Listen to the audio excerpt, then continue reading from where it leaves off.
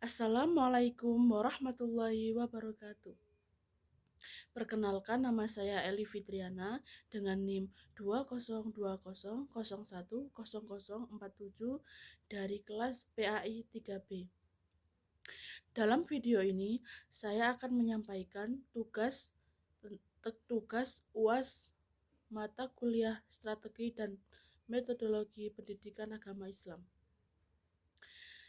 Dalam pendidikan agama Islam, terdapat beberapa cakupan materi yang akan diajarkan dalam pembelajaran pendidikan agama Islam. Di antaranya, terdapat pembelajaran Al-Quran, pembelajaran Al-Hadis, pembelajaran akhlak, pembelajaran fikih, dan dalam video ini saya akan menjelaskan setiap pembelajaran yang ada dalam pembelajaran atau pendidikan agama Islam. Yang pertama itu pendidikan Al-Quran. Di sini saya akan menjelaskan pengertian pendidikan Al-Quran.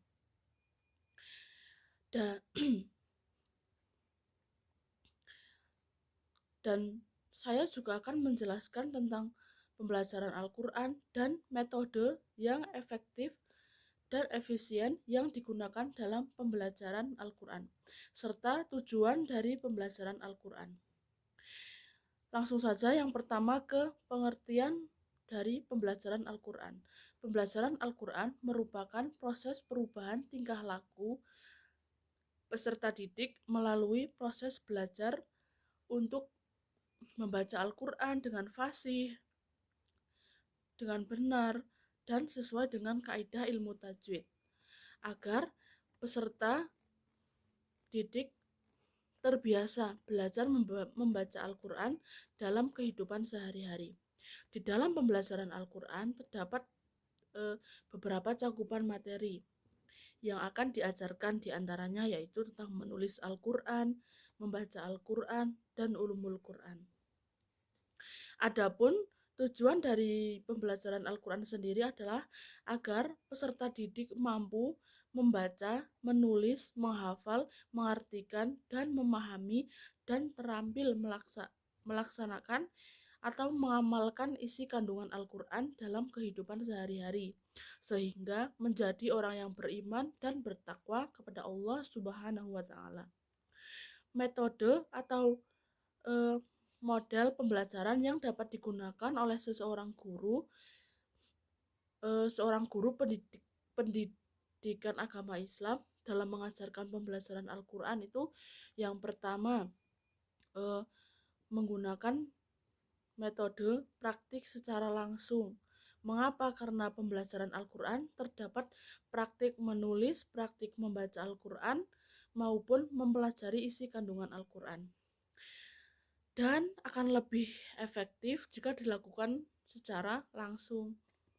Untuk metode pembelajaran Al-Quran terdapat 3 desain. Yang pertama, desain menulis, desain membaca huruf-huruf hijaiyah.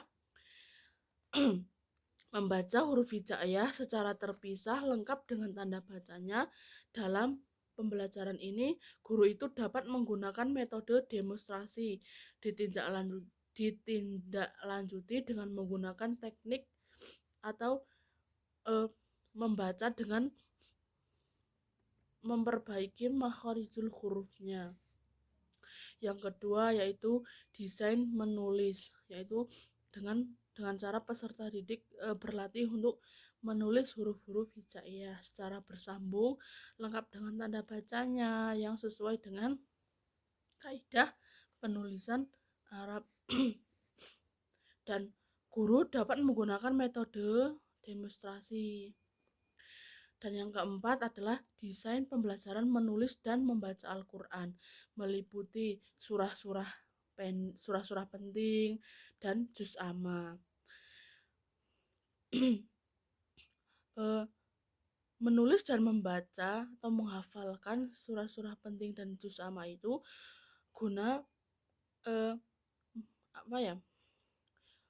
dalam tahap ini itu menjadi tahap yang paling utama dari pembelajaran Al-Quran, karena peserta didik juga harus berlatih membaca, juga menghafalkan Al-Quran. Dan dalam metode ini guru itu juga menggunakan metode demonstrasi atau secara langsung. Dalam pembelajaran Al-Quran itu mengapa menggunakan metode demonstrasi? Karena di sini metode demonstrasi yang pertama itu guru dapat memberikan kegiatan-kegiatan yang memotivasi gairah siswa dalam belajar Al-Quran. Dan yang kedua, guru dapat menciptakan suasana yang menyenangkan agar nantinya itu dapat menarik perhatian siswa agar lebih fokus kepada pembelajaran. Yang ketiga, dapat membimbing secara langsung untuk berkonsentrasi bagaimana cara menulis, bagaimana cara membaca huruf hijaiyah sebagai dasar pembelajaran Al-Quran, dan huruf hijaiyah yang terpisah dan bersambung serta surah-surah penting dari juz amma yang akan dipelajari. Lalu, guru dapat membimbing secara langsung bagaimana cara mempraktikkan membaca atau menulis dari pembelajaran Al-Quran tersebut.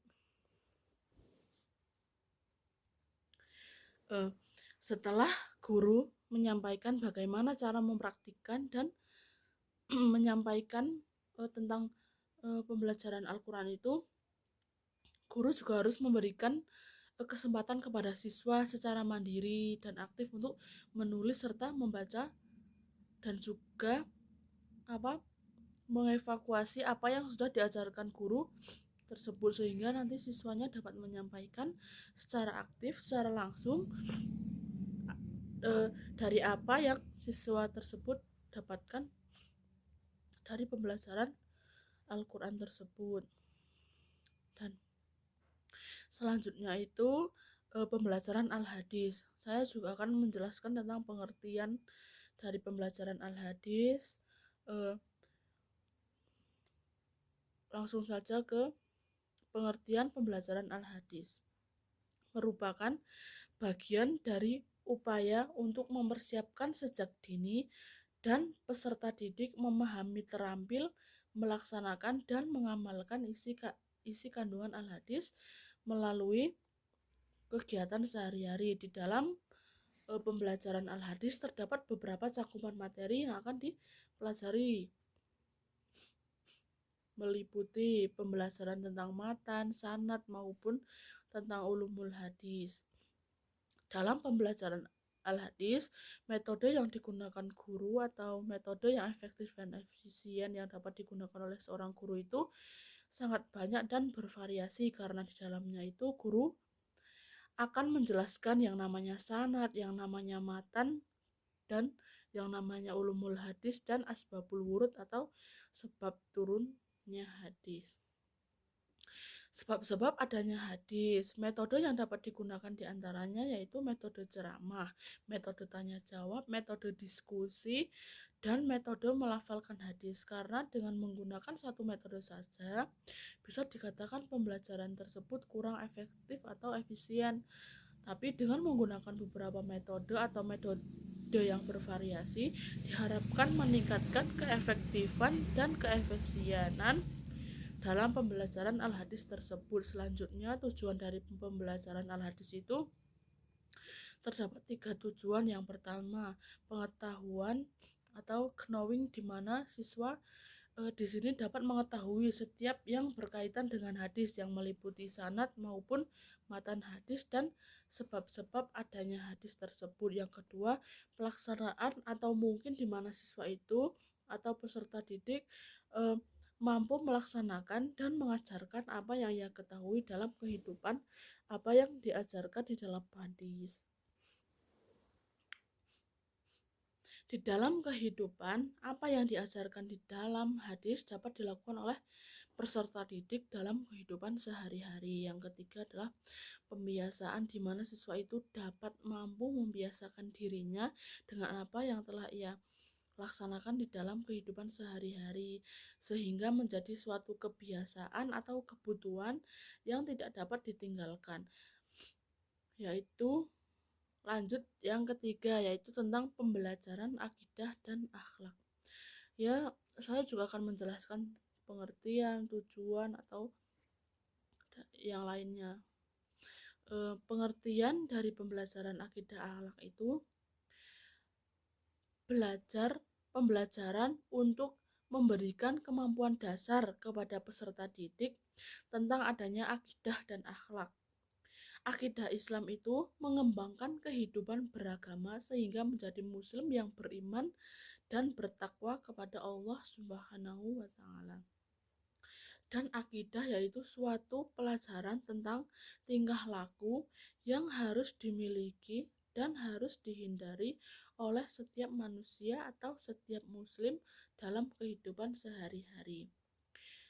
Pembelajaran akidah akhlak ini merupakan pembelajaran yang nantinya diharapkan membantu peserta didik memiliki pengetahuan, penghayatan, dan keyakinan yang benar-benar terhadap dalam yang harus diimani oleh orang Islam, sehingga dalam kehidupan sehari-hari peserta didik itu mampu bersikap dan bertingkah laku berdasarkan Al-Quran dan hadis. Di dalam pembelajaran akidah akhlak itu terdapat beberapa cakupan materi yang akan dipelajari, diantaranya itu rukun iman, hafalan, dan pembelajaran logika tentang akidah dan akhlak.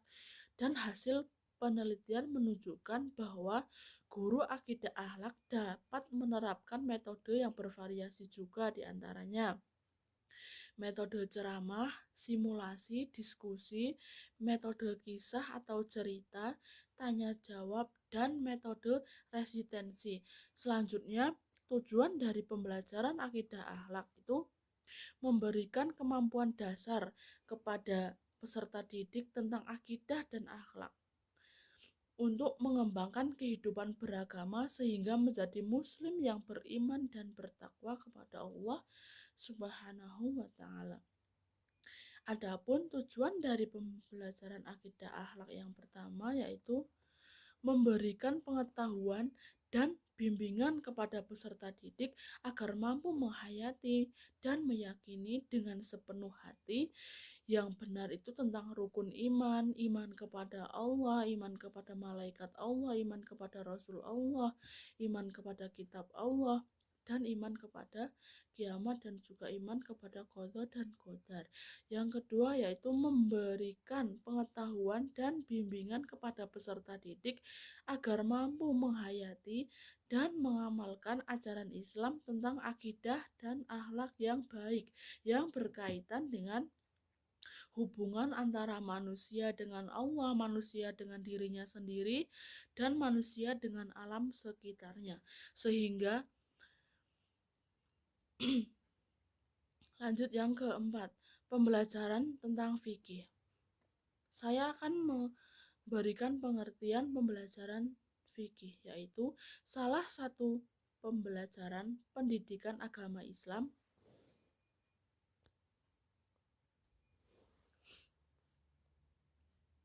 yang diarahkan untuk menyiapkan peserta didik untuk mengenal, memahami, menghayati terutama ibadah dalam kehidupan sehari-hari yang kemudian menjadi dasar pedoman hidup melalui kegiatan bimbingan pengajaran dan pelatihan di dalam pembelajaran fikih. Terdapat beberapa cangkupan materi yang akan diajarkan dalam pembelajaran fikih tersebut, diantaranya yang pertama yaitu tentang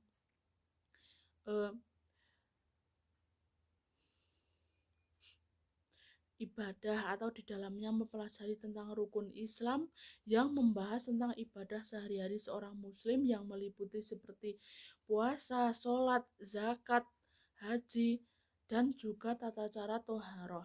Yang kedua adalah fikih muamalah yang menyangkut pengetahuan dan pemahaman ketentuan makanan dan minuman yang halal dan haram, khitan dan juga kurban, serta tata cara pelaksanaan jual beli dan juga hukum pinjam meminjam. Yang ketiga adalah fikih jinayah, yaitu pembelajaran fikih yang membahas tentang hukum pidana Islam yang memiliki ruang lingkup kajian hukum pidana Islam yang tindak pidana qisas dan juga tafsir.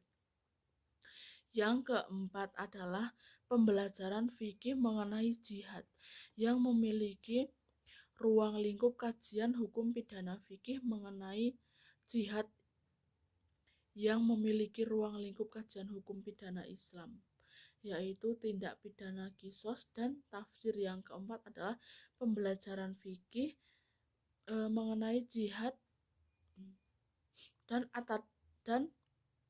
adapun metode yang dapat digunakan dalam pembelajaran fikih itu juga sangat bervariasi, seperti metode ceramah, demonstrasi, tanya jawab, metode kerja kelompok. Metode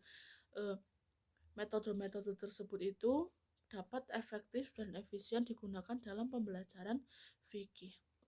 Adapun dari tujuan pembelajaran fikih diantaranya yang pertama, mengetahui dan memahami tata cara pelaksanaan hukum Islam, baik menyangkut aspek ibadah, muamalah,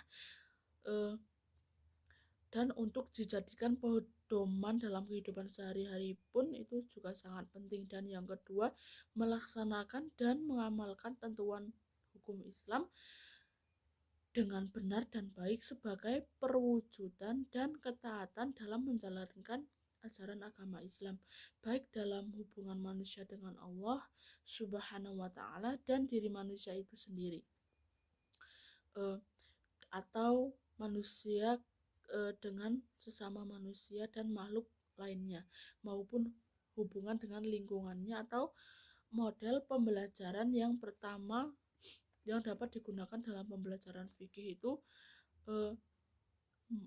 bisa menggunakan model pembelajaran secara langsung, karena dalam pembelajaran Al-Quran di sana dapat dengan cara praktik. Yang kedua, pembelajaran al-hadis itu dapat menggunakan lingkungan untuk model pembelajarannya. Yang pertama, model pembelajaran Al-Quran dapat menggunakan model pembelajaran secara langsung karena dalam pembelajaran Al-Quran di sana dapat melakukan pembelajaran dengan cara praktik. Yang kedua, pembelajaran al-hadis dapat menggunakan model pembelajaran kooperatif footing. Dalam pembelajaran fikih itu, guru dapat memberikan pemahaman kepada siswa itu dengan cara menjelaskan peristiwa dalam kehidupan sehari-hari dan juga dipadukan pada materi yang sudah diajarkan sesuai tema dalam pembelajaran fikih. Dengan demikian, dari penjelasan tadi yang sudah saya sampaikan dan sudah saya paparkan, selebihnya banyak kekurangan dan kelebihan, saya minta maaf yang sebesar-besarnya. Terima kasih. Wassalamualaikum warahmatullahi wabarakatuh.